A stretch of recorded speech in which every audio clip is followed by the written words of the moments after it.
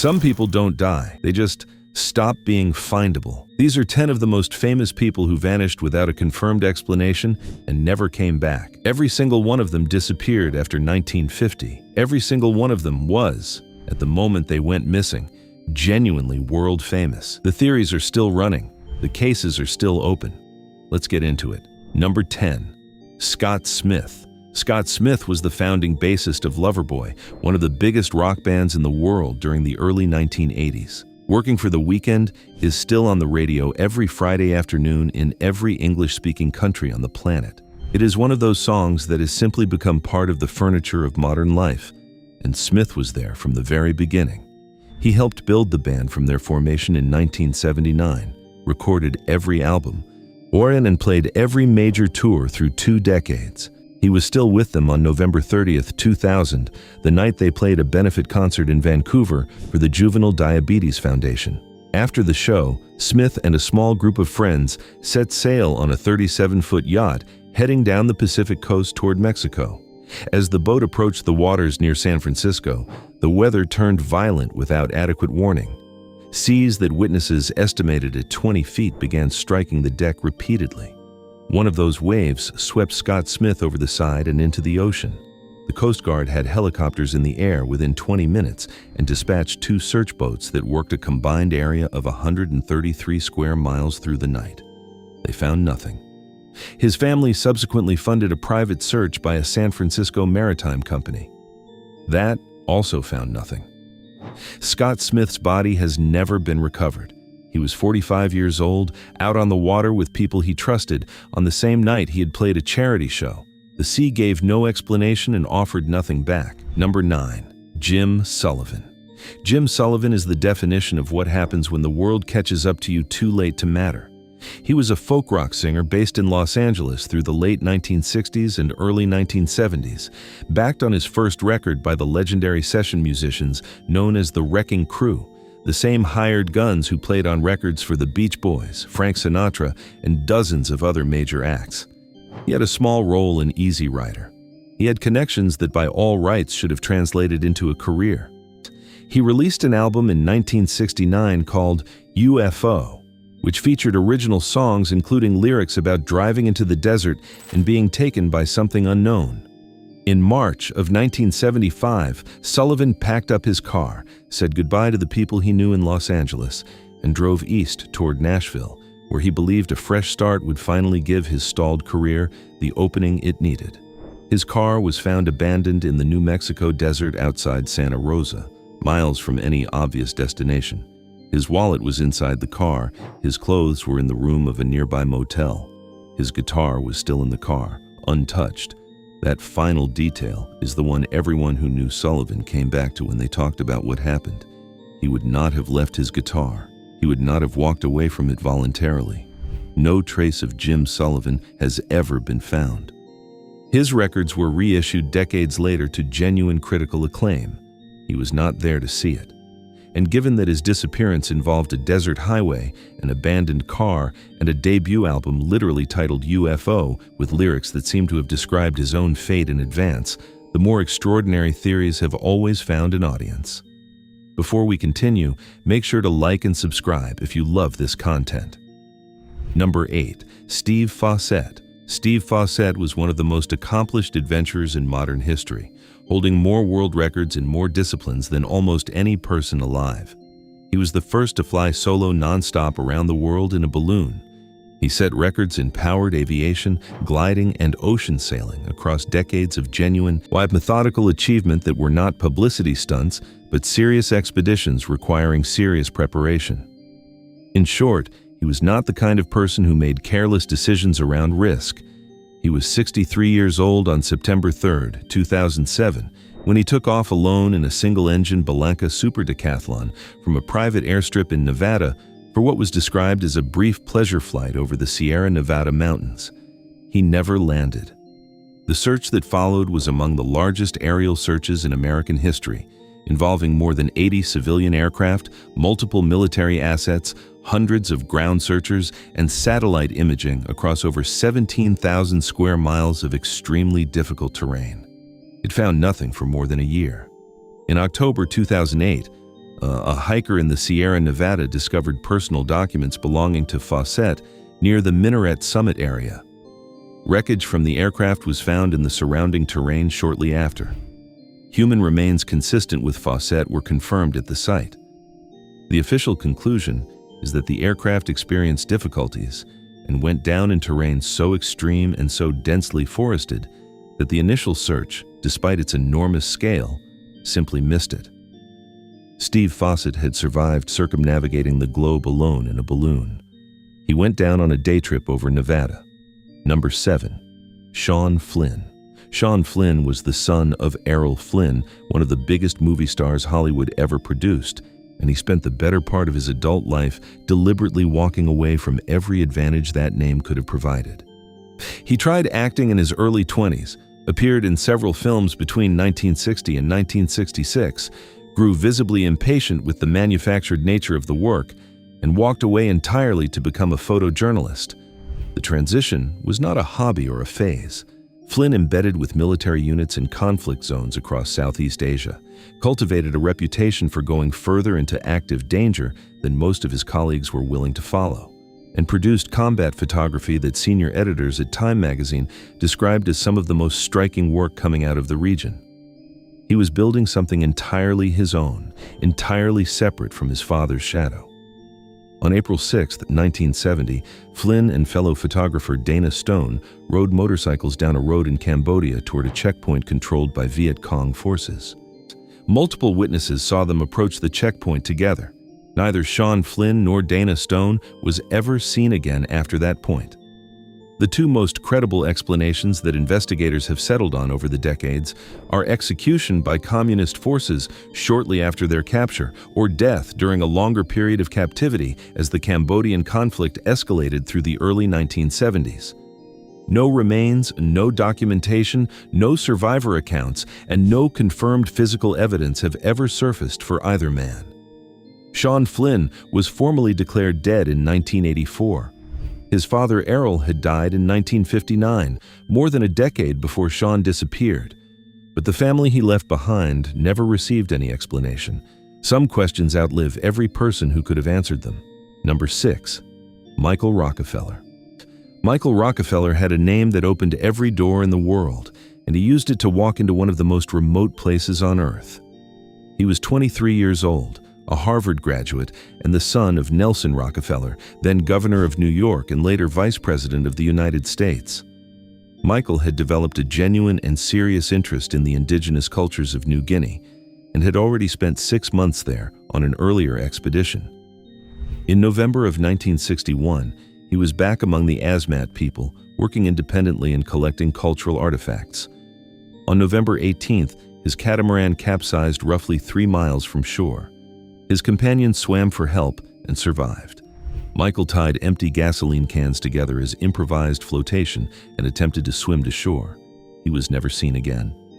The two most seriously considered explanations are drowning before reaching land and capture and killing by the Asmat, with whom Dutch colonial forces had a recent and violent history. A journalist who spent years on the case gathered testimony from tribal elders pointing toward the second explanation. The Rockefeller family has never officially accepted that account. A 2-week search involving ships, aircraft, and thousands of local participants found nothing at all. Number 5. D.B. Cooper. D.B. Cooper is not a real name. It is an alias, and the man behind it has never been identified, which is what makes this case unlike anything else on this list. On November 24, 1971, a man using that alias bought a ticket for a short domestic flight in the Pacific Northwest, sat down, ordered a bourbon and soda, and calmly handed a note to the flight attendant saying he had a bomb. He negotiated the release of all passengers in exchange for $200,000 in cash and 4 parachutes, waited for the handover, then directed the crew to take off again at low altitude heading south. Somewhere over the wilderness between Seattle and Reno, he lowered the rear stairs of the aircraft and jumped into darkness and freezing rain. He was never found. The FBI investigation ran for 45 years before the Bureau officially suspended it in 2016, without ever establishing his real identity. In 1980, A child found a small bundle of deteriorated ransom bills along the Columbia River, which answered nothing and opened new questions. He remains the only unsolved air piracy case in American commercial aviation history. Whoever he was, he stepped off the back of a plane into the night and disappeared so completely that half a century of federal investigation could not produce even a name. Number 4. Harold Holt. Harold Holt was the sitting Prime Minister of Australia on December 17, 1967, when he went to the beach and didn't come back. He was 60 years old, a known and enthusiastic ocean swimmer, and had suggested to friends that they drive to Cheviot Beach in Victoria for a swim. The conditions that day were rough, with strong rip currents and heavy seas. Holt entered the water and was never seen again. The search that followed involved police, rescue squads, naval vessels, and military aircraft working for days. Nothing was found. Australia became the only modern democracy to lose its sitting head of government to the ocean with no body recovered. The official explanation is drowning by rip current, and it remains the most credible one. What has kept the story genuinely strange for decades is a 1983 book arguing that Holt had been a Chinese government spy who staged the drowning to be extracted by a waiting submarine. The theory was detailed enough to require a proper rebuttal. Among the counter-arguments offered by people who had known Holt personally, he intensely disliked Chinese food. The submarine theory struggled to recover from that. The ocean theory has never been disproven. Number 3. Richie Edwards. Richie Edwards was the guitarist and primary lyricist of the Manic Street Preachers, one of the most prominent rock bands in Britain in the early 1990s, and one of the most gifted writers of his generation by almost any serious critical account.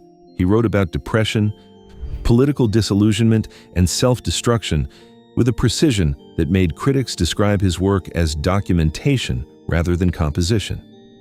He was also known for public self-harm incidents that kept everyone around him in a sustained state of anxiety about where performance ended and genuine crisis began. When a journalist once suggested his band's suffering was insincere, Edwards picked up a razor and carved into his own arm to answer the question. On February 1st, 1995, with the band due to fly to America for a tour, Edwards checked out of his hotel in London and drove to Wales. His car was found abandoned near the Severn Bridge, which had a well-established reputation as a site where people ended their lives. The conclusion seemed obvious, but no body was ever found. The bridge and the water beneath it were searched. The depth was not consistent with permanent concealment. In the years that followed, credible sightings placed him in India, Israel, and the Canary Islands. A 2019 book researched with his family's cooperation argued that the disappearance was staged, citing a copy of a novel about faking one's death that he had given to a friend shortly before he left, with specific instructions to read the introduction. Edwards was declared legally dead in 2008. His band had one of their biggest commercial successes 3 years after he vanished. His family has never fully accepted the official conclusion. Number 2. Jimmy Hoffa. Jimmy Hoffa was one of the most powerful people in the United States for most of the 1960s. As president of the International Brotherhood of Teamsters, the largest labor union in the country, he commanded the loyalty and dues of hundreds of thousands of workers and the institutional resources that came with them.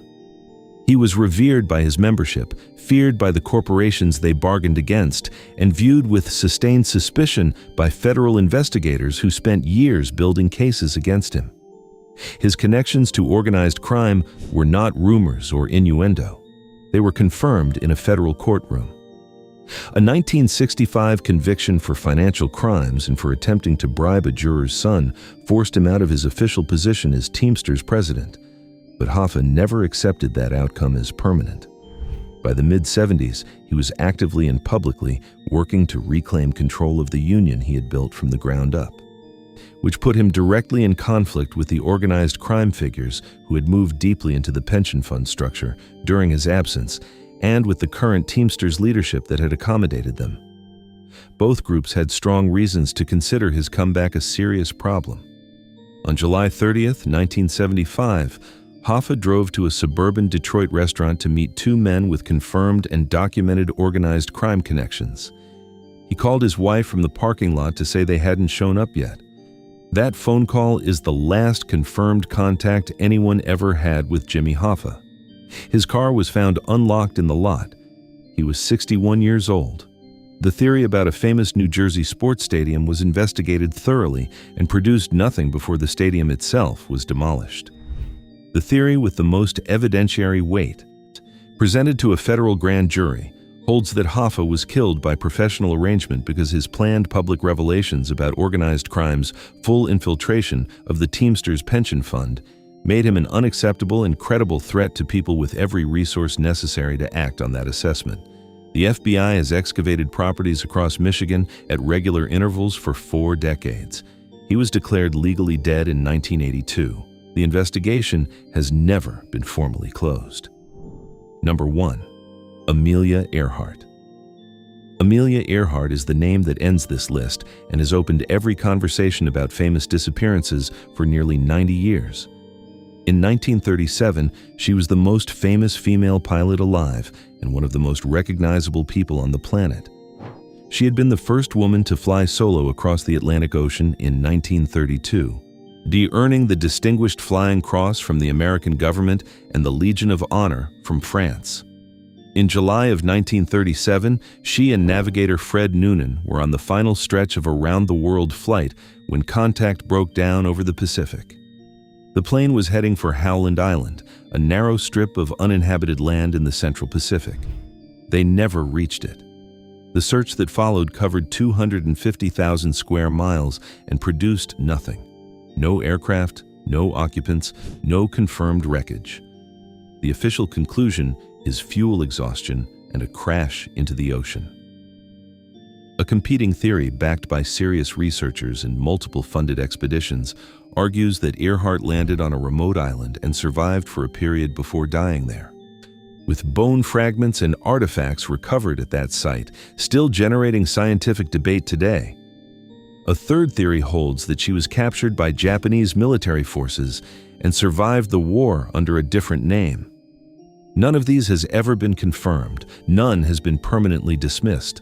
The Pacific took Amelia Earhart and Fred Noonan on July 2, 1937, and has never offered a single word of explanation. The question has been open for 88 years. It shows no sign of closing. 10 names, 10 permanent open questions. A rock bassist swept off a deck in the dark after a charity show. A folk singer who left his guitar in the desert and was never seen again.